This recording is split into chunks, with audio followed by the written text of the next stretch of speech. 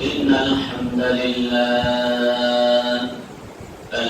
لله نحمده ونستعينه ونستغفره ونؤمن به ونتوكل عليه ونعوذ بالله من شرور أنفسنا ومن سيئات أعمالنا من يهده الله فلا مضل له ومن يضلله فلا هادي له ونشهد أن لا إله إلا الله وحده لا شريك له ونشهد أن سيدنا وسندنا وحبيبنا وطبيبنا وطبيب قلوبنا ومولانا وأولانا محمد الذي أرسله كافة للناس بشيرا ونذيرا وداعيا إلى الله بإذنه وسراجا وقمرا منيرا أما بعد فقد قال الله تبارك وتعالى في كلامه المجيد والفرقان الحميد أعوذ بالله من الشيطان الرجيم بسم الله الرحمن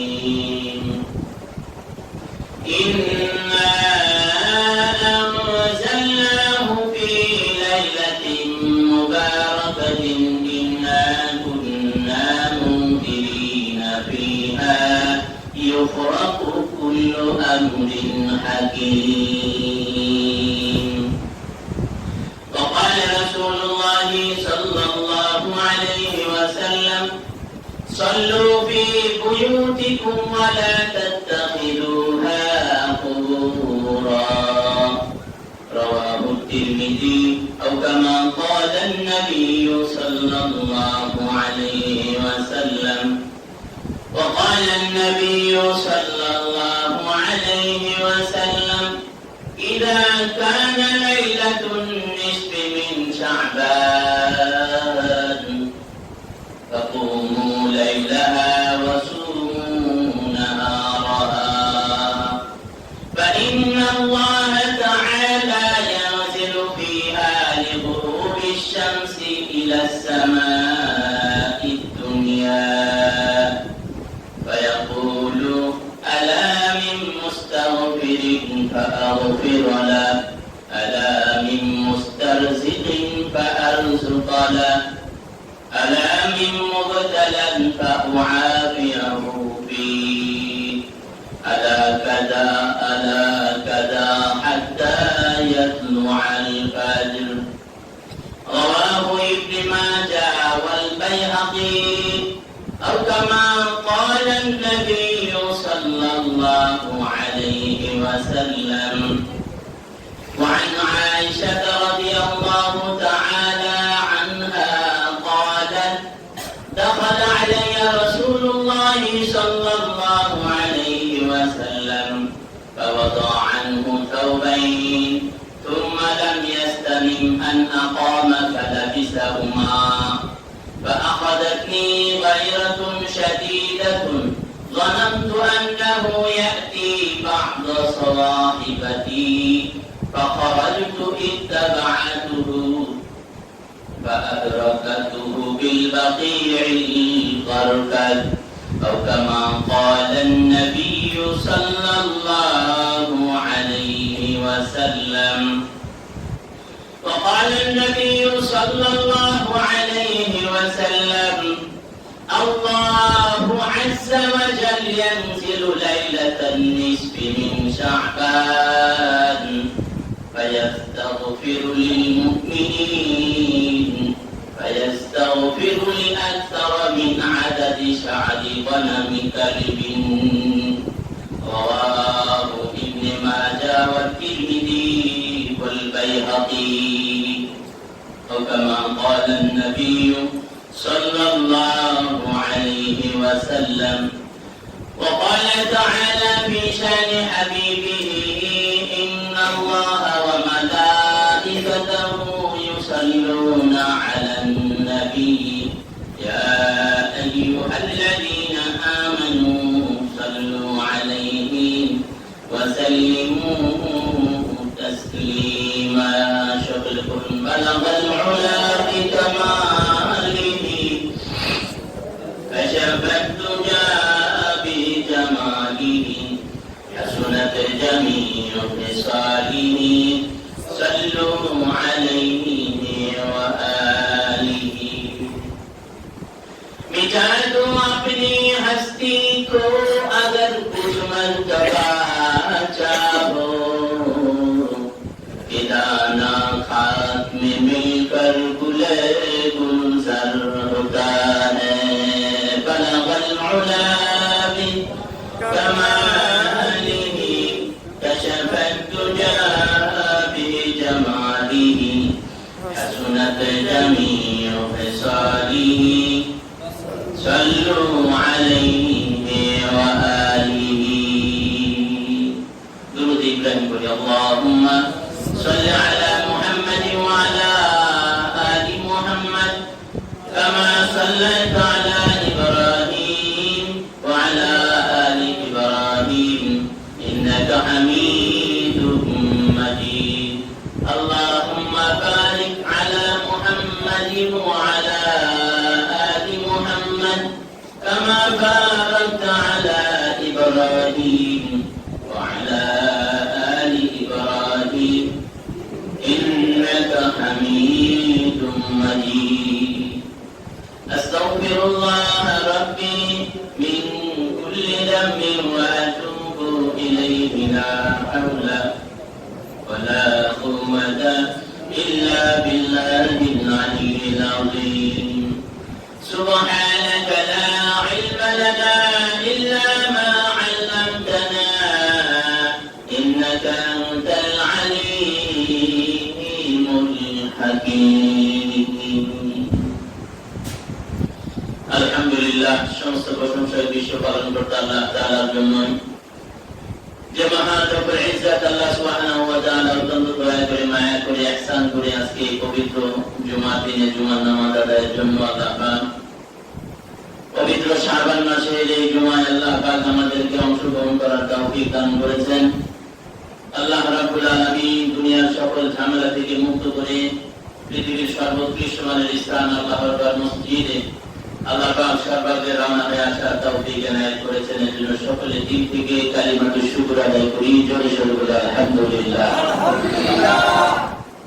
আর শুকরিয়া যে মহান আল্লাহ তাআলা আমাদের চলার গতি, বলার গতি, শারীরিক মানসিক সুস্থতা আল্লাহ পাক দান করেছেন, যার কারণে পায়ে হেঁটে সুস্থতার সাথে মসজিদে আসার সুযোগ এবং সৌভাগ্য আমাদের হয়েছে। আল্লাহ পাকের দরবারে আলিশানি আলিকিবার কালিমাতুশ শুকর আদায় করি, জোরে সোরে বলি আলহামদুলিল্লাহ। সম্মানিত মুসল্লিয়ানি কেরাম, আপনারা জানেন আমি ধারাবাহিক আলোচনা করে থাকি। আজকে আমার নির্দিষ্ট ধারাবাহিক আলোচনা চলতে থাকবে বিশ্বনবী সরকারে দো আলম হুজুর পূর্ণ সাল্লাল্লাহু আলাইহি ওয়াসাল্লামের হাদিস এবং কোরআনুল কারীমের আলোকে পবিত্র শবে বারাতের করণীয় এবং বর্জনীয় সম্পর্কে আলোচনা চলবে। ওয়া তাওফীকি ইল্লা বিল্লাহ। কোরআন সুন্নাহর আলোকে পবিত্র শবে বারাতের তথা লাইলাতুন নিসফি মিন শাবান, লাইলাতুল বারাআ, এই লাইলাতুল বারাত সম্পর্কে আজকের আলোচনা।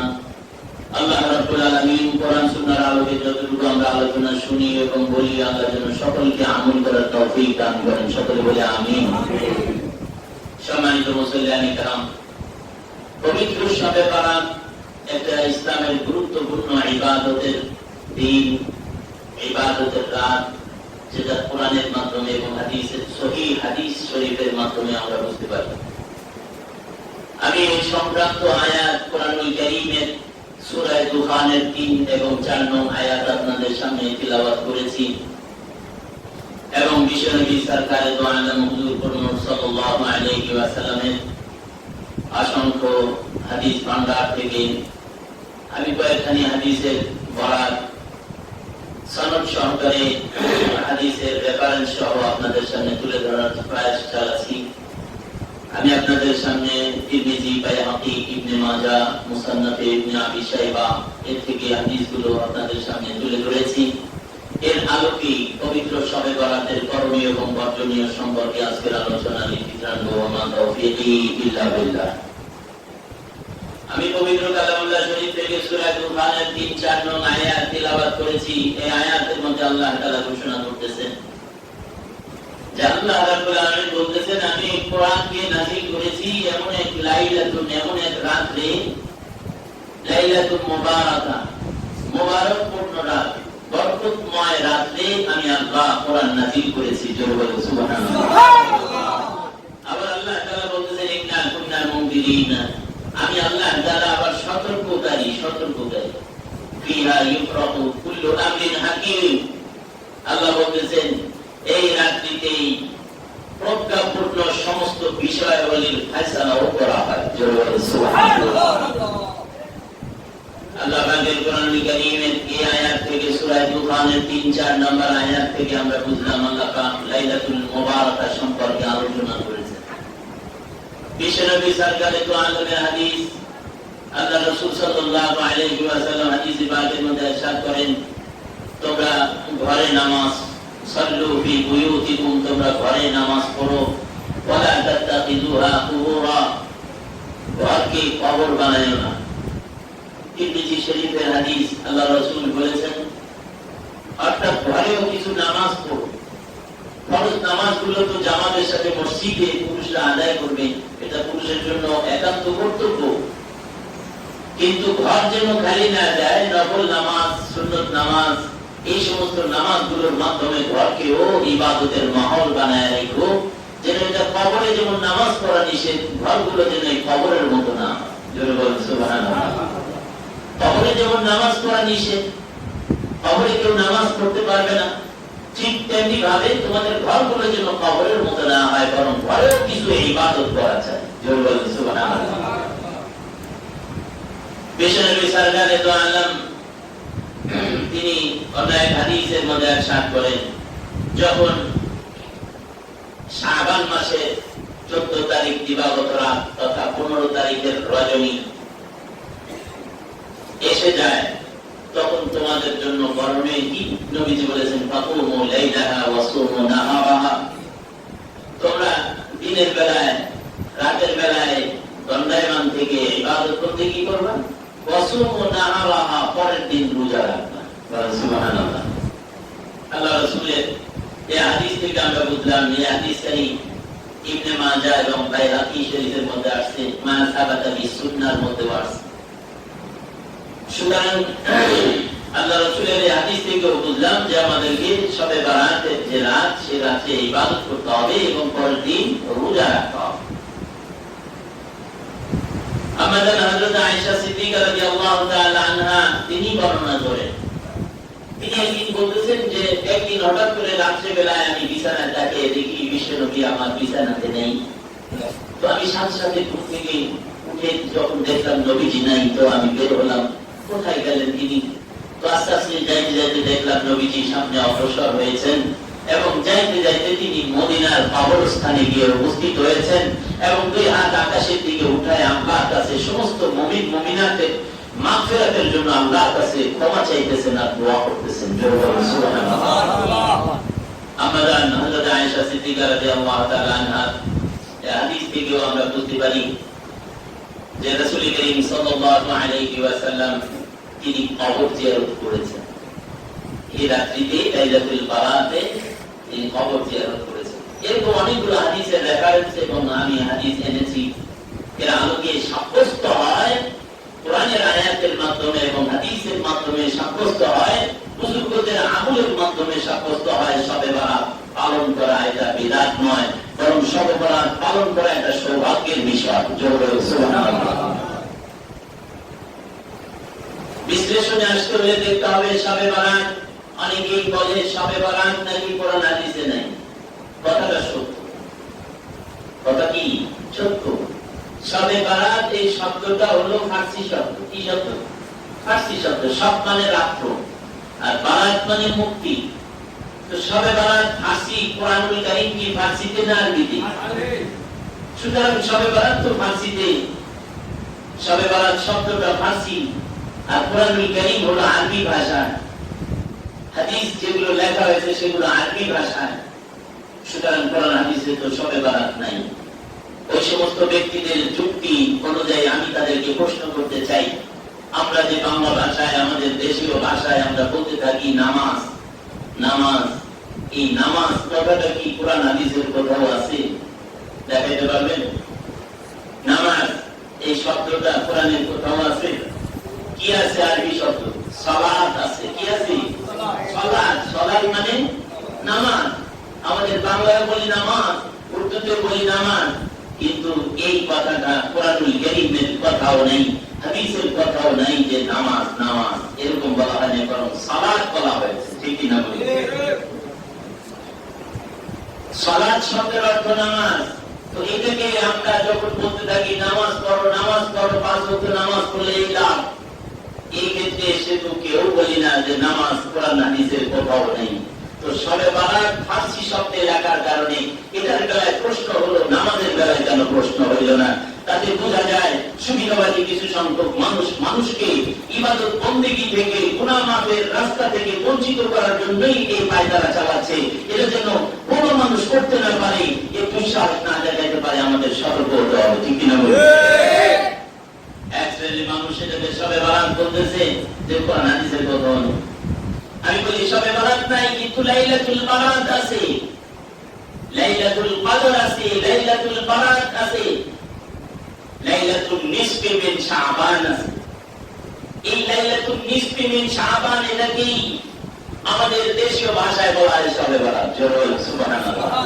আমি হাদিসের মধ্যে যে লাইলাতুল নিসফি মিন শাবান নবীজির হাদিস পড়ে শুনাইলাম, লাইলাতুল মানে রাত্র, নিসফুল মানে অর্ধেক, শাবান মানে শাবান মাসের অর্ধেক। এর দ্বারা বোঝা যায় শাবান মাসের 18 তারিখের দিনই তো, রাত্রেই তো আমাদের শবে বারাত হয়। ঠিক না? আল্লাহ রাসূলের ভাষা থেকে, হাদিসের ভাষা থেকে আমরা বুঝতে পারলাম লাইলাতুল নিসফি মিন শাবান অর্থই হলো লাইলাতুল বারাআ, বা ফার্সিতে বললে শবে বারাত। ঠিক না বলি? আসল কোরআনুল কারীমের কোথাও কি রোজা শব্দটা আছে? রোজা আমরা বাংলায় বলি রোজা, এই শব্দটা হলো উর্দু শব্দ, যার অর্থ হলো রোজা। রোজা, এই যে রোজা বলি সারাদিন না খেয়ে থাকা, রোজা, এই রোজা কোরআন হাদিসের কোথাও লেখা নেই।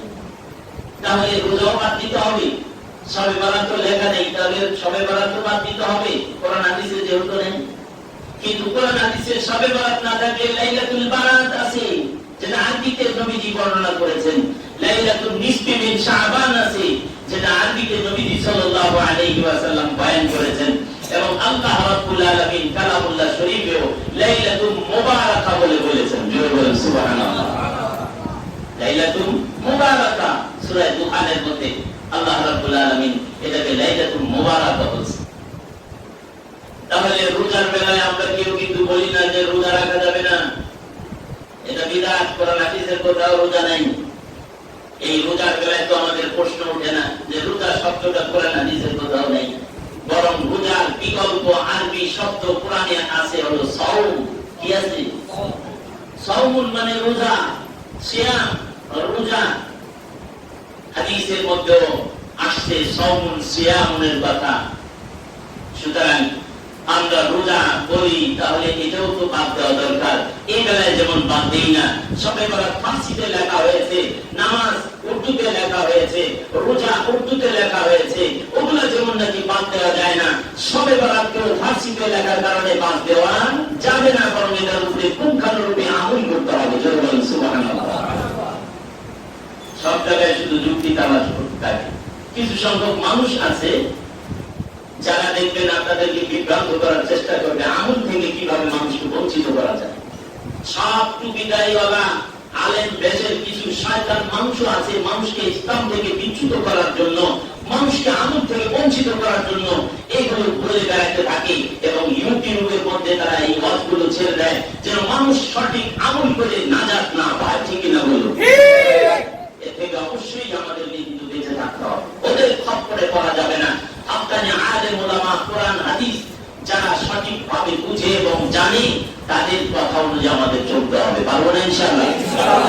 তাহলে শবে বারাত মানে না যারা, কোরআন হাদিস বুঝে না যারা, জোরে বলুন সুবহানাল্লাহ। শবে বারাত মানে না যারা, কোরআন হাদিস বুঝে না যারা, অজ্ঞ যারা, জাহেল যারা, তারা শবে বারাত পালন করতে চায় না। আসলে শবে বারাত লাইলাতুল বারাত, লাইলাতুল নিসফি মিন শাবান, এটা কোরআনে আছে লাইলাতুল মুবারাকা বলে, এবং লাইলাতুল নিসফি মিন শাবান হাদিসের মধ্যেও আছে। এর দ্বারা সাব্যস্ত হয় ওই আরবি শব্দের উর্দু শব্দ বা ফার্সি শব্দ করলে এটা বেরিয়ে আসে, এটার নামই হলো শবে বারাত। জোরে বলুন সুবহানাল্লাহ। আশা করি আপনারা বুঝতে পেরেছেন। এজন্য তাদের খপ্পরে পড়া যাবে না, আমরা কোরআন হাদিসের উপরে আমল করে থাকি।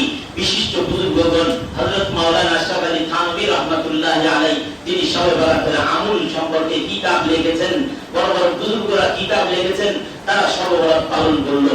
আমাদের অসুবিধাটা কোথায়? আল্লাহ তাআলা আমাদের সহিহ বুঝদান করুন, সকল বলেন আমিন। সম্মানিত মুসলিয়ানি کرام, আমি সূরা দুখানের 3 নম্বর 4 নম্বর আয়াত আপনাদের সামনে তিলাওয়াত করেছি। আল্লাহ পাক কালামুল্লাহ শরীফের সূরা দুখান, এখানে আল্লাহ তাআলা বলেছেন ইন্না আনজালনাহু ফি লাইলাতিন মুবারাকাতিন ইন্না কুন্না মুনদিরিন ফিহা ইউফরাকু কুল্লু আমরিন হাকীম। আল্লাহ রাব্বুল আলামিন এখানে ঘোষণা করেন আমি আল্লাহ কোরআন নাযিল করেছি মুবারক রাত্রিতে। সুবহানাল্লাহ। এই যে আল্লাহ তাআলা বললেন আমি কোরআন নাযিল করেছি ফি লাইলাতিন মুবারাকা, মুবারক রাত্রিতে, বরকতময় রাত্রিতে আমি আল্লাহ কোরআন নাযিল করেছি। আবার আল্লাহ বলতেছেন ইন্না কুন্না মুনদিরিন, আমি আল্লাহই হলাম, নিশ্চয়ই আমি আল্লাহ বড় সতর্ককারী। জোরে বলুন সুবহানাল্লাহ। ফিহা ইউফরাকু কুল্লু আমরিন হাকীম। আল্লাহ তাআলা আবার বলেন এই রাত্রিতেই প্রজ্ঞাপূর্ণ বিভিন্ন বিষয়ের ফয়সালা করা হয়েছে। সুবহানাল্লাহ। তাহলে লাইলাতুল মুবারাকা এটাই হলো শবে বারাত। লাইলাতুল মুবারাকাই কি? শবে বারাত। এই রাত্রিটাই হলো শবে বারাত। সুতরাং এই লাইলাতুল মুবারাকার ব্যাখ্যা কি? লাইলাতুল মুবারাকা মানে বরকতপূর্ণ রাত। এই রাতে আল্লাহ কোরআন নাযিল করেছেন। এর ব্যাখ্যায় মুফাসসিরিনে কেরাম লেখেন যে মানুষের ভাগ্যলিপি লেখা হয়েছে, এক হাদিসের মধ্যে আসছে মানুষের হায়াত, মওত, রিজিক, দৌলত এগুলো একটা রাত্রিতে লেখা হয়েছে। বলেন সুবহানাল্লাহ। সেই রাত্রি লাইলাতুল মুবারাকাতুন এর ব্যাখ্যায় মুফাসসিরিনে কেরাম বলেন দুইটা রাত্রি এমন আছে যে রাত্রিতে মানুষের ভাগ্যলিপি লেখা হয়েছে, দুইটা রাত্রি এমন আছে যে রাত্রিতে মানুষের হায়াত, মওত, রিজিক, দৌলত এগুলোর বিষয়ে চূড়ান্ত ফয়সালা করেছেন কে? আসমানের মালিক আল্লাহ। সেই রাত্রি হলো দুই রাত্রি। এক নম্বর রাত্রি হলো লাইলাতুল কদর, যেটা 27 রাত্রি বলা হয় শবে কদর। রমজান মাসে 26 তারিখ দিবাগত রাত, 27 কদর। সেই রাত্রিতে মানুষের ভাগ্যলিপি লেখা হয়। আরেকটা রাত্রির কথা বলা হয়েছে লাইলাতুল বারাআ, লাইলাতুল মুবারাকা। সেই রাত্রি হলো শবে বারাত। জোরে বলেন সুবহানাল্লাহ। তাহলে মানুষের হায়াত, মওত, রিজিক, দৌলত সবকিছুর ফয়সালা করেন আল্লাহ কয়টা রাত্রিতে? দুই রাত্রিতে। আমরা পেলাম মুফাসসিরদের তাফসীর অনুযায়ী একটা শবে কদরে, আরেকটা রাত্রি হলো শবে বারাতে। মুফাসসিরদের অন্যতম শ্রেষ্ঠতম মুফাসসির রাইসুল মুফাসসিরিন, সমস্ত মুফাসসিরদের মধ্যে শ্রেষ্ঠতম মুফাসসির হলেন হযরত আব্দুল্লাহ ইবনে আব্বাস রাদিয়াল্লাহু তাআলা আনহু। এই হযরত আব্দুল্লাহ ইবনে আব্বাস রাদিয়াল্লাহু তাআলা আনহু বলেন আসলে কথা হলো এই যে মানুষের হায়াত, মত, রিজিক, দৌলত, এগুলোর নির্দিষ্ট যে দুইটা রাত্রির কথা বলা হলো, এই রাত্রিতে লেখা হয়, চূড়ান্ত ফয়সালা করা হয়। তার মত অনুযায়ী তিনি বলেন, আসলে আল্লাহ রাব্বুল আলামিন পৃথিবীর আদি থেকে অন্ত পর্যন্ত, পৃথিবীর শুরু থেকে নিয়ে অন্তকাল পর্যন্ত পৃথিবীতে যা হয়েছে, যা হবে, যা ঘটবে ভবিষ্যতে, সব কিছু আল্লাহ পাক লিপিবদ্ধ করে সংরক্ষিত ফলকে রেখে দিয়েছেন। তার নাম হলো লাওহে মাহফুজ। সুবহানাল্লাহ। পৃথিবীর আদি থেকে অন্ত পর্যন্ত যা হবে সব আল্লাহ তাআলা হেফাজত করে লিখে রেখেছেন কোথায়? লাওহে মাহফুজে। তাহলে নতুন করে আর লেখার তো কোনো ফয়সালা করার কোনো বিষয় নাই। এই মুফাসসির হযরত আব্দুল্লাহ ইবনে আব্বাস রাদিয়াল্লাহু তাআলা তিনি বলেন, যা কিছু হওয়ার সব কিছু লিখে রেখেছেন আল্লাহ। নতুন করে আর ভাগ্যলিপি লেখা, নতুন করে মানুষের হায়াত, মত, রিজিক, দৌলত এগুলো দুই রাত্রিতে নতুন করে লেখার কিছু নাই, সব লেখা হয়ে গেছে। শুধু ওখান থেকে ট্রান্সফার করা হয় এই রাত্রিতে। জোরে বলেন সুবহানাল্লাহ। শুধুমাত্র সেই লাওহে মাহফুজ থেকে এগুলো সব হায়াত, মত, রিজিক, দৌলত, মানুষের কোন দিন কি হবে সব কিছু আল্লাহ রাব্বুল আলামিন এই রাত্রিতে শুধুমাত্র আগামী 1 বছরের বাজেট ফেরেশতাদের হাতে তুলে দেন। জোরে বলেন সুবহানাল্লাহ। লাওহে মাহফুজ থেকে ফেরেশতাদের হাতে আগামী 1 বছরের বাজেট পেশ করে দেওয়া হয়, রিপোর্ট লেখানো হয় এবং দায়িত্বশীল ফেরেশতাদের হাতে এর ফেহরিস্ত তুলে দেওয়া হয় যে আগামী 1 বছরে কি হবে কি না হবে বান্দাদের। সুতরাং এই অনুযায়ী আল্লাহ পাকের ফেরেশতারা সেখান থেকে সেই লিস্টটা পেয়ে যান হাতের মধ্যে আগামী 1 বছরের জন্য। জোরে বলেন সুবহানাল্লাহ। সুতরাং আমরা কোরআনুল কারীমের এই আয়াত থেকে এবং আল্লাহ রাসূলের এক হাদিসের ব্যাখ্যা অনুযায়ী আমরা বুঝলাম যে রাসূল করিম সাল্লাল্লাহু আলাইহি ওয়াসাল্লামের ওই হাদিসের ভাষায় বোঝা যায়, এক হাদিসে আসছে মানুষের ভাগ্যলিপি লেখা হয় এই রাত্রিতে। জোরে বলেন সুবহানাল্লাহ। হায়াত কতদিন বাঁচবো, মওত কখন হবে, রিজিক কি খাচ্ছি কি খাবো, মওত কোন জায়গায় হবে, এগুলো সব ডিটেইলস বর্ণনা আল্লাহ রাব্বুল আলামিন ওই লাওহে মাহফুজ থেকে নিয়ে ফেরেশতাদের হাতে একটা চিরকুট দিয়ে দেন, লিস্ট দিয়ে দেন যে আগামী 1 বছর বান্দার কি কি ফয়সালা হবে, সেগুলোর ফয়সালা তোমার হাতে দেওয়া হলো, সে অনুযায়ী তুমি দায়িত্ব পালন করতে থাকো। জোরে বলেন সুবহানাল্লাহ। নবী সাল্লাল্লাহু আলাইহি ওয়াসাল্লামের যে হাদিস আমি পড়েছি, আল্লাহ রাসূল বলেন, সাল্লু ফি বুয়ুতিকুম ওয়া লা তাত্তাখিযুহা কুবুরা। নবীজি বলেন, তোমরা তোমাদের ঘরেও কিছু নামাজ পড়ো, তোমাদের ঘরকে কবর বানাইও না। তিরমিজি শরীফের হাদিস। এর অর্থ কি? এর অর্থ হলো ফরজ নামাজ ঘরে করার কথা বলা হয় নাই, বরং ফরজ নামাজগুলো মসজিদে এসে জুয়ানরা, যুবকরা, পুরুষরা মসজিদে এসে জামাতের সাথে নামাজ আদায় করবে, এটা নির্দেশ। মহিলারা ঘরের নির্দিষ্ট জায়গা বানিয়ে নেবে, সেখানে নামাজ পড়বে। তো মসজিদে এসে নামাজ পড়লে যেমন সওয়াব হতো, ওরকম সওয়াব মহিলারা ঘরে বসে পাবে। সুবহানাল্লাহ বলবেন না? সুবহানাল্লাহ। তাহলে মহিলাদের মসজিদে আসার কোনো দরকার আছে? কোনো দরকার নেই, এটা একটা ফিতনা। খবরদার, এর থেকে আমাদের হুঁশিয়ার হতে হবে। আল্লাহ আমাদের দিনের সহি বুঝদান করুন, বলেন আমিন। তাহলে পুরুষরা মসজিদে এসে জামাতের সাথে নামাজ আদায় করবে, আর বাকি কিছু নফল নামাজ সেটা ঘরে পড়া যেতে পারে, কিছু সুন্নাত নামাজ ঘরে পড়া যেতে পারে। নবী সাল্লাল্লাহু আলাইহি ওয়াসাল্লামের আমল ছিল, আল্লাহ রাসূল ফরজ নামাজ আদায় করে হুজরাতে চলে যেতেন, তিনি গিয়ে নিজের ঘরে নামাজ পড়ে নিতেন, সুন্নাত নামাজ, নফল নামাজ নিতেন। এই সমস্ত সুন্নাত নামাজ, নফল নামাজ এগুলো ঘরে পড়ার অভ্যাস করা, যেন ঘর কবর না হয়, একেবারে ইবাদত মুক্ত না হয়, সেজন্য নবীজি বলেছেন, তোমরা তোমাদের ঘরেও নামাজ পড়ো। জোরে বলেন সুবহানাল্লাহ। বিশ্বনবী সাল্লাল্লাহু আলাইহি ওয়াসাল্লাম তার যে আরেকখানি হাদিস আমি তিলাওয়াত করেছি, যেটা ইবনে মাজাহ, বাইহাকী এবং মা সাবাতা বিসুন্নাহর মধ্যে আছে, আল্লাহ রাসূল বলেন, ইদা কানা লাইলাতুন নিসফি মিন শাবান ফাকুমু লাইলাহা ওয়া সুমু নাহারাহা। জোরে বলেন সুবহানাল্লাহ। আল্লাহ রাসূল সাল্লাল্লাহু আলাইহি ওয়াসাল্লাম এই হাদিসে ইরশাদ করেন, ইদা কানা লাইলাতুন নিসফি মিন শাবান, যখন শাবান মাসের অর্ধ রজনী এসে যায়, ফাকুমু লাইলাহা ওয়া সুমু নাহারাহা, তোমরা তোমাদের রাতে জেগে জেগে দাঁড়িয়ে ইবাদত করো, ওয়াসুমু নাহারাহা, এবং পরের দিন রোজা রাখো। সুবহানাল্লাহ। নবীজির হাদিস থেকে বুঝলাম যে শাবান মাসে অর্ধ রজনী যখন এসে যাবে তখন আমাদের জন্য করণীয় হলো রাত্রে জেগে ইবাদত করব, রাত্রে দাঁড়িয়ে ইবাদত করব, পরের দিন রোজা রাখবো। জোরে বলেন সুবহানাল্লাহ। আল্লাহ রাসূল এই হাদিসটি বর্ণনা করেছেন কেন? আল্লাহ রাসূল কেন উত্তর দিয়েছেন? ফা ইন্নাল্লাহা তাআলা ইয়ানজিলু ফিহা লিগুরুবিশ শামসি ইলা সামাঈদ দুনিয়া। সুবহানাল্লাহ। ফা ইন্নাল্লাহা তাআলা ইয়ানজিলু ফিহা লিগুরুবিশ শামসি ইলা সামাঈদ দুনিয়া। কেননা শাবান মাসের অর্ধ রজনী রাত যখন এসে যায়, সন্ধ্যা হয়ে যায়, আল্লাহ রাব্বুল আলামিন আরশ আজিম থেকে দুনিয়ার প্রথম আসমানে চলে আসেন। সুবহানাল্লাহ। আল্লাহ রাব্বুল আলামিন আরশ আজিম ছেড়ে দুনিয়ার প্রথম আসমানে চলে আসেন। অর্ধ রজনী শাবান মাসে অর্ধ রজনী যখন এসে যায় তখন আল্লাহ তাআলা দুনিয়ার প্রথম আসমানে এসে যায়।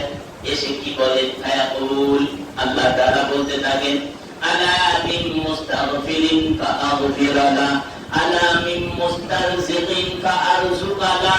আছো কি কেউ গুনাহ মাফ চানেওয়ালা, যার জীবনে অনেক গুনাহ করে ফেলেছো, আমি আল্লাহর কাছে ক্ষমা চাও, আমি আল্লাহ তোমাকে মাফ করার জন্য এসেছি। সুবহানাল্লাহ। আছো কি কেউ রিজিকের সন্ধানী, রিজিকের অভাবে যার দিন কাটে, আমি আল্লাহ তাআলার কাছে রিজিক প্রার্থনা করো, আমি আল্লাহ তোমাকে রিজিক দেওয়ার জন্য দুনিয়ার প্রথম আসমানে চলে এসেছি। সুবহানাল্লাহ। শুধু তাই নয়, বিশ্বনবী বলেন আল্লাহ তাআলা আরো ডাক দিয়ে বান্দাকে বলতে থাকেন, আল্লাহ মিন মুবতালিন ফাতুআফিউ ফি। আছো কি কেউ দুরারোগ্য ব্যাধিতে আক্রান্ত, অনেক কষ্ট করতেছো, অনেক রোগে অনেক চিকিৎসা করার পরেও তোমার রোগ ভালো হয় না, আমি আল্লাহ তাআলার কাছে তোমার রোগের জন্য শিফা প্রার্থনা করো, আমি আল্লাহ তোমাকে রোগ মুক্তি করার জন্য আমার আরশ আজিম ছেড়ে দুনিয়ার প্রথম আসমানে চলে এসেছি। সুবহানাল্লাহ। শুধু তাই নয়, বিশ্বনবী সাল্লাল্লাহু আলাইহি ওয়াসাল্লাম বলেন আল্লাহ তাআলা একটা বিষয় বান্দাকে এভাবে মনে করায় দিতে থাকেন আর বলতে থাকেন, বান্দা এটা চাও, ওইটা চাও, তোমার না এই সমস্যা আছে, তোমার না অমুক সমস্যা আছে। সব সমস্যাগুলো বান্দার দিলের ভিতরে আল্লাহ তাআলা উস্কায় দেন, দিলের ভিতরে মনে করায় দেন, জিকির করায় দেন। বলেন সুবহানাল্লাহ। স্মরণ করায় দেন বান্দাকে, এটা চাও, ওইটা চাও। এভাবে আল্লাহ তাআলা বলেন, আল্লাহ রাসূল বলেন, আলা কাযা হাত্তা ইয়াতলুআল ফাজর। এইভাবে মনে করায় দিতে থাকেন আর আল্লাহ বলতে থাকেন, বান্দাকে ডাকতে থাকেন। এটা কতক্ষণ পর্যন্ত? হাদিস শরীফের মধ্যে আসছে হাত্তা ইয়াতলুআল ফাজর। এই কথাটা আল্লাহ তাআলা বান্দাকে ডাকতে থাকেন আর বলতে থাকেন ফজর পর্যন্ত, সুবহ সাদেক পর্যন্ত। জোরে বলেন সুবহানাল্লাহ। ফজর পর্যন্ত আল্লাহ পাক বান্দাকে বিভিন্ন বিষয় স্মরণ করায় দিতে থাকেন আর ডাকতে থাকেন, এই মানুষ, ওইটা তোমার প্রয়োজন আছে, ওই জিনিস তুমি আমার কাছে চাও, আমি আল্লাহ তোমার প্রয়োজন মেটানোর জন্যই আসছি। জোরে বলেন সুবহানাল্লাহ। এই যে আল্লাহ রাসূলের এই হাদিস খানি তেলাওয়াত করা হলো, ইবনে মাজাহ বাইহাকী মা সাবাতা বিস সুন্নাহর হাদিস, এই হাদিস গ্রন্থ থেকে হাদিস খানি নেওয়া হয়েছে।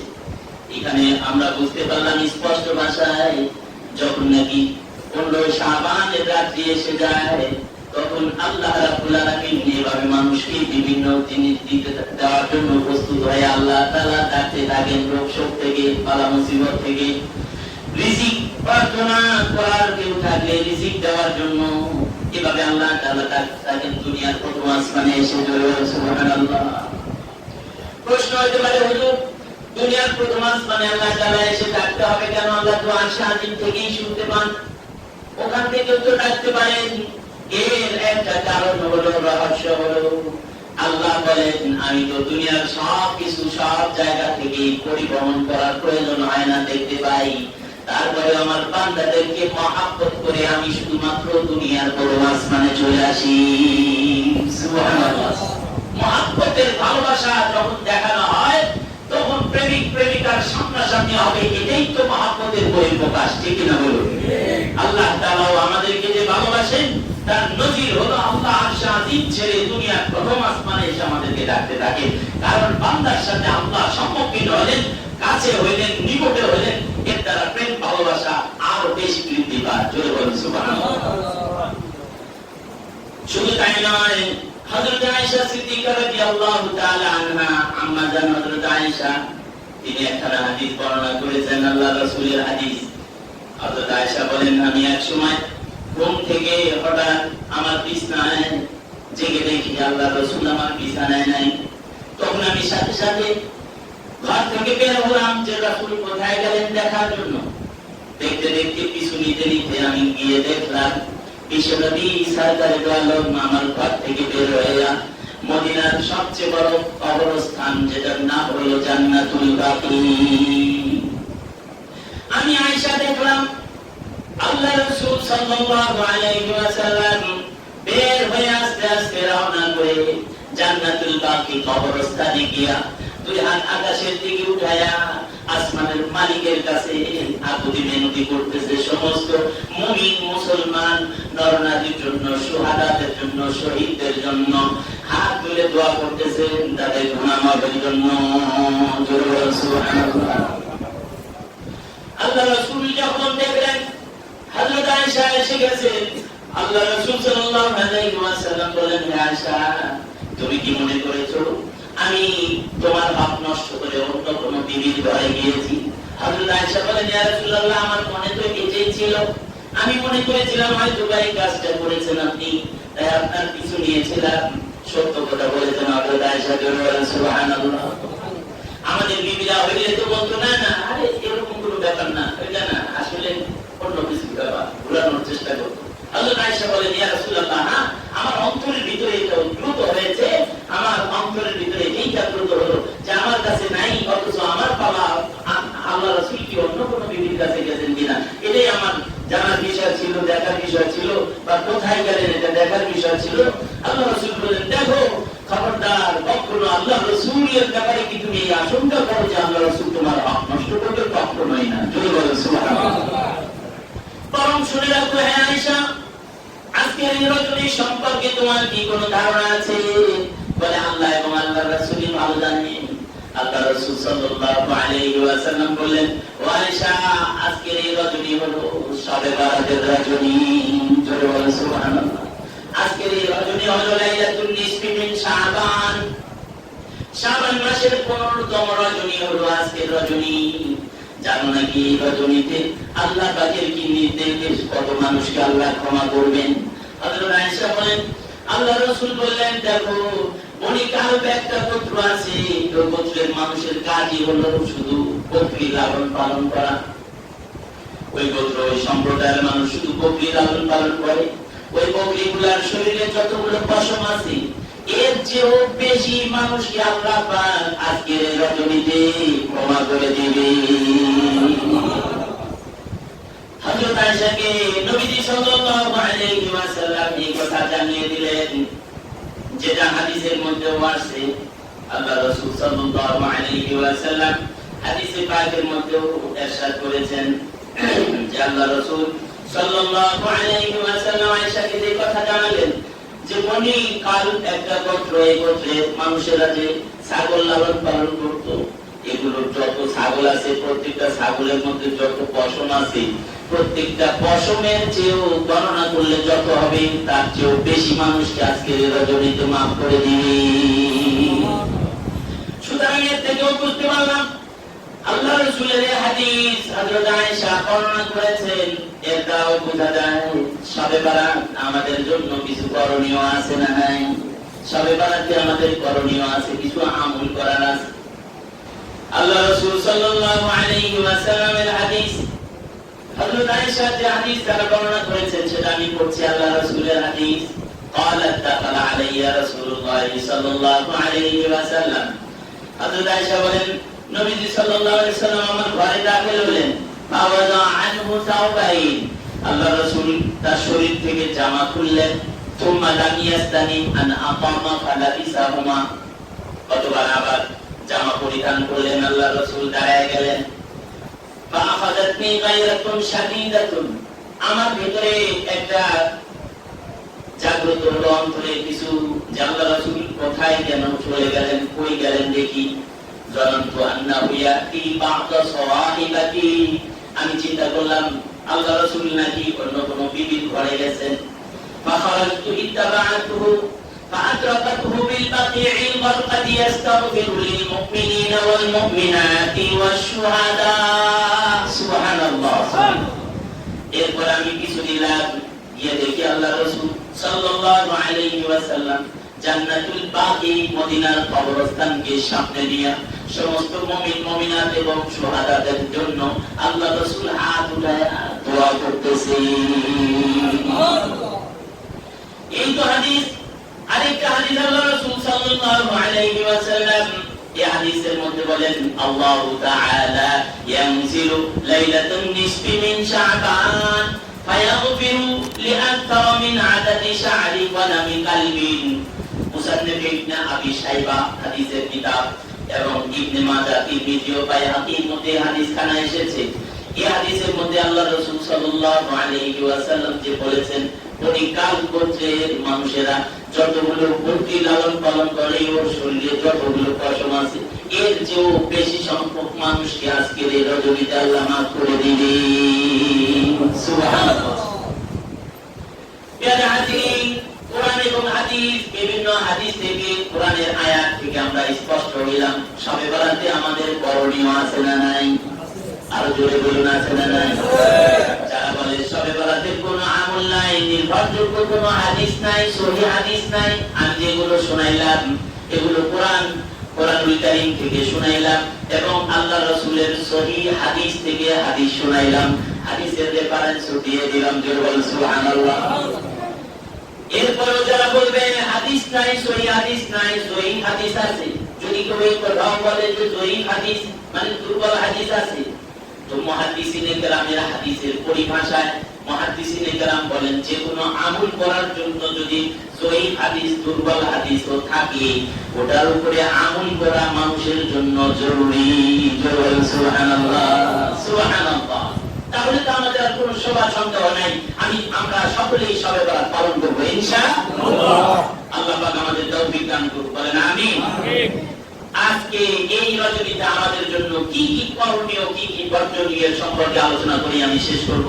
পবিত্র শবে বরাতের আমল বুজুর্গানে দ্বীন তারা আমল করেছেন। হযরত মাওলানা আশরাফ আলী থানভী নাফারাল্লাহু মারকাদাহু, যিনি হাকিমুল উম্মাত যাকে বলা হয়, সেই আশরাফ আলী থানভী রাহমাতুল্লাহ আলাইহি তিনি ওই আমল করেছেন।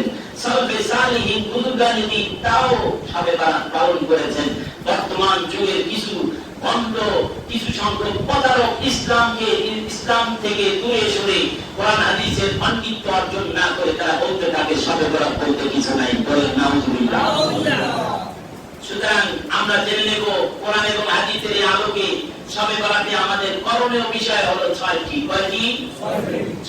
6টি বিষয় আমাদের জন্য করণীয় এবং অনেকগুলো আছে আমাদের জন্য বর্জনীয়। এই করণীয়র মধ্যে থেকে সর্বপ্রথম যে করণীয় সেটা হলো দাঁড়িয়ে ইবাদত বন্দেগী করা। জোরে বলেন সুবহানাল্লাহ।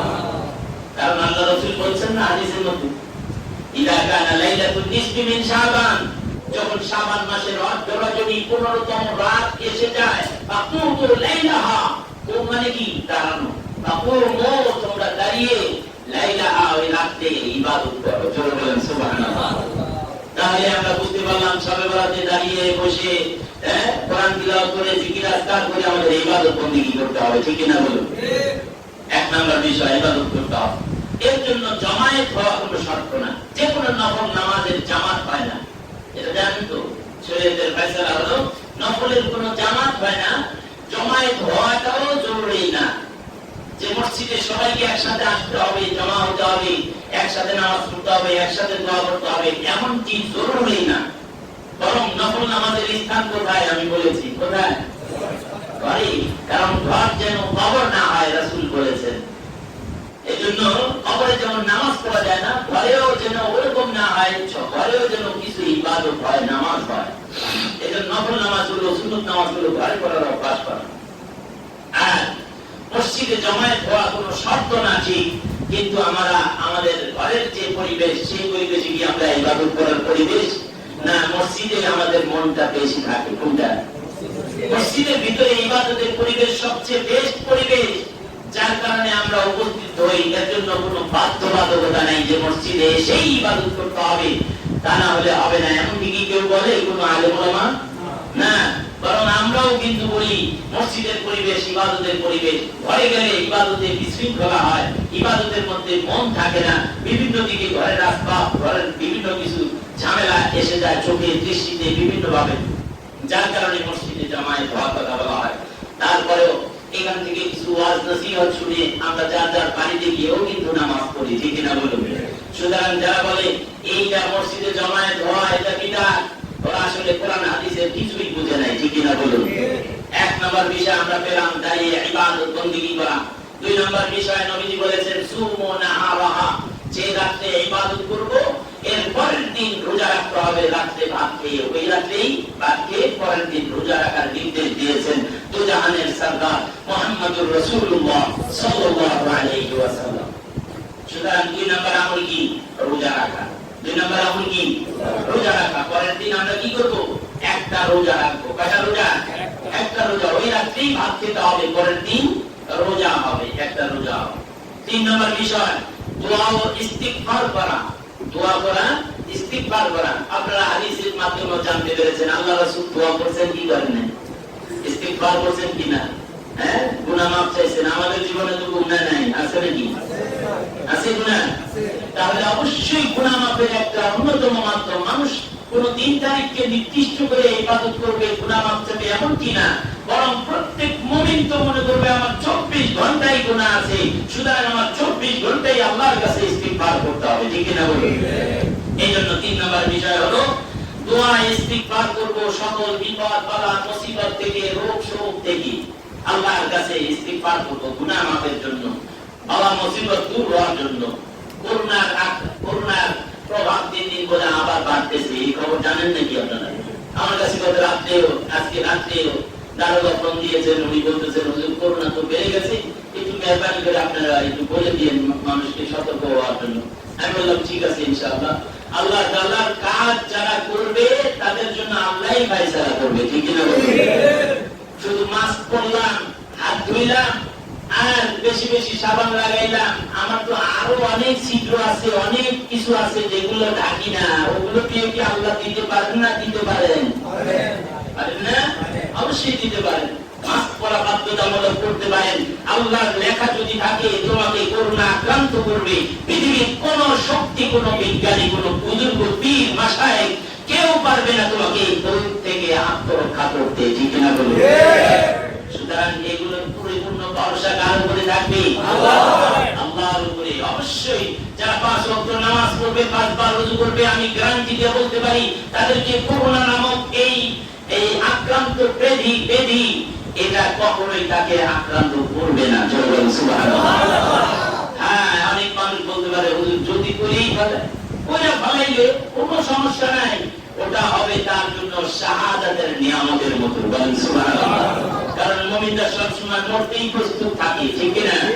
ইহুদি নাসারা খ্রিস্টান বেদিন যারা, তারা কিন্তু মরণকে ভয় করে, আর মুমিন কখনো মরণকে ভয় করে না, বরং মুমিন জানে আমি জানটা বের হয়ে কবরে গেলে সাথে সাথে আল্লাহর সাথে আমার দিদার হয়ে যাবে, আমি জান্নাতের নিয়ামত ভোগ করতে থাকবো। জোরে বলেন সুবহানাল্লাহ। এইজন্য তারপর সতর্কতামূলক যতটুকু সরকারি নির্দেশ আমরা মেনে চলার চেষ্টা করবো, পাবো ইনশাআল্লাহ। 4 নম্বর বিষয় হলো যারা দুনিয়া থেকে বিদায় নিয়ে অন্ধকার কবরে চলে গেছেন, আমাদের মা বাবা, আত্মীয় স্বজন। নবীজি কবরস্থানে গিয়ে দোয়া করেছেন, মদিনার কবরস্থানে জান্নাতুল বাকিতে। তার থেকে আমরা পেলাম অবশ্যই আমাদেরকেও দোয়া করতে হবে কবরবাসীদের জন্য, পাবো ইনশাআল্লাহ। কবর জিয়ারত করতে হবে। 5 নম্বর হাদিস থেকে জানা গেল নবী সাল্লাল্লাহু আলাইহি ওয়াসাল্লাম জান্নাতুল বাকিতে জিয়ারত করেছেন। আমাদেরও কবরস্থানে গিয়ে জিয়ারত করতে হবে। এটা জরুরি না যে জামাতবদ্ধ হয়ে যেতে হবে। যারা যখন পারি নফল ইবাদত, নফল কবর জিয়ারত করলে মন নরম হয়, আখিরাতের কথা স্মরণ হয়, সেই হিসেবে আমরা যেতে পারি, অবশ্যই কবর জিয়ারত করতে পারি ইনশাআল্লাহ। 6 নম্বর যে বিষয় বুজুর্গানে দিন বলেছেন, যত বেশি ইবাদত ইবাদতের ফজিলত যে রাতে যত বেশি, যে দিনে যত বেশি, ওই দিনের গোসল করা, পবিত্রতা বেশি অর্জন করা, এটারও ফজিলত আরো বেশি। বলেন সুবহানাল্লাহ। আজকে জুমার দিনে গোসল করে যারা আসছে, ওযু করে আসছে, তাদের মাথার চুলের থেকে পানি পড়ার সাথে সাথে প্রতিটা পশমের থেকে পানি পড়ছে টপটপায়া, প্রত্যেকটা গুনাহ মাফ হয়ে গেছে। বলেন সুবহানাল্লাহ। তাহলে অনেক ফজিলত না? এই জন্য সেই রাত্রিতেও কিছু আমাদের জন্য বুজুর্গানে দিন বলেছেন গোসলের ব্যবস্থা করা, গোসল করে নেওয়া, এটা মুস্তাহাব। করলে ভালো, না করলে কোনো অসুবিধা নেই। এই 6টা আমল আমাদের করতে হবে শাবে বারাতে। পারবো তো ইনশাআল্লাহ? লাইলাতুল নিসফি মিন শাবান, লাইলাতুল মুবারাকা, শাবে বারাত, এইখানে আমাদেরকে এই কাজগুলো অবশ্যই করতে হবে। আর বর্জনীয় কিছু কাজ আছে, সে বর্জনীয় কাজ থেকে আমাদের অবশ্যই বিরত থাকতে হবে। এর মধ্যে 1 নম্বরে হলো হালুয়া রুটির ব্যবস্থা করা, যেটা আমাদের সমাজ থেকে প্রায় উঠে গেছে, অনেক দেশে এখনো হয়তো আছে। এই রসম থেকে আল্লাহ যেন আমাদের সবাইকে হেফাজত করে। বলেন আমিন। হালুয়া রুটির কোনো প্রমাণ করেন হাদিসের কথাও নেই। 2 নম্বর বিষয় হলো পটকা ফুটানো। বাচ্চারা যেটা সাধারণত করে থাকে, বিভিন্ন পটকা ফুটায়, বাজি ফুটায়, এগুলো থেকে আমাদের বিরত থাকতে হবে। এগুলো সব করেই তো কাজ, ইসলাম সমর্থন করে না। 3 নম্বর বিষয় হলো আতশবাজি করা। অনেকে দেখবেন রাত্রে লাইটিং করতেছে, বিভিন্ন ভাবে মসজিদ সজ্জিত করতেছে, লাইটের আলো উড়ায় দিতেছে বিভিন্ন ভাবে, এগুলো সব বেদাত, বর্হিত কাজ, এগুলো করা যাবে না। 4 নম্বর বিষয় হলো মোমবাতি জ্বালানো। অনেক জায়গায় মোমবাতি জ্বালায় অনেক রকমের অনুষ্ঠান তৈরি করা হয় এই রাত্রিকে কেন্দ্র করে, লাইলাতুল বারাতকে কেন্দ্র করে, এগুলো সব বেদাত, বর্হিত কাজ, ইসলাম সমর্থন করে না। এর থেকে আমাদের বিরত থাকতে হবে। 5 নম্বর যে বিষয়, মসজিদে সকলকে একত্রিত হয়ে এই ইবাদত করতে হবে, তা না হলে হবে না, এমনটি কোন জরুরি বিষয় না, যেটা আমি বলেছি। 6 নম্বর যে বিষয়, সেটা হলো বাড়ি বাড়ি সিন্নি ইত্যাদি ইত্যাদির আয়োজন করা, খিচুড়ি, সিন্নি, বিভিন্ন কিছুর আয়োজন করা আর খাইতে থাকা। তাহলে ইবাদত করবে তখন। লাইলাতুল বারাত মানে মুক্তির রাত। যদি বাজি ফুটাই, পটকা ফুটাই, আতশবাজি করি, সাজসজ্জা করি, হালুয়া রুটি তৈরি করি, তাহলে ইবাদত করবো কখন? আর এগুলো করলে তো আমাকে মুক্তি দিবে না, বরং ইবাদত করলে, কবর জিয়ারত করলে, গোসল করলে, পবিত্রতা বেশি অর্জন করলে, কোরআন তিলাওয়াত করলে, জিকির আজকার করলে, নফল নামাজ পড়লে, সালাতুত তাসবিহ করলে, ফরজ নামাজ যাদের জীবনে কাজা হয়ে গেছে, উমরি কাজা আদায় করলে, আল্লাহ পাক এই ওসিলায় তাকে মাফ করে দিবেন। জয় বলেন সুবহানাল্লাহ। এই কাজগুলো আল্লাহ তাআলা আমাদের সকলকেই করার তৌফিক দিন। এবং যেগুলো বর্জনীয় বিষয় আমি বলেছি, সেগুলো থেকে আল্লাহ যেন আমাদের সকলকে হেফাজত করেন। আমাদের সন্তানগুলোকে আমরা বারণ করবো এগুলো করা থেকে। আল্লাহ যেন আমাদের সকলকে কবুল করেন। ওয়া আখিরু দাওয়ানা আনিল হামদুলিল্লাহি রাব্বিল আলামিন।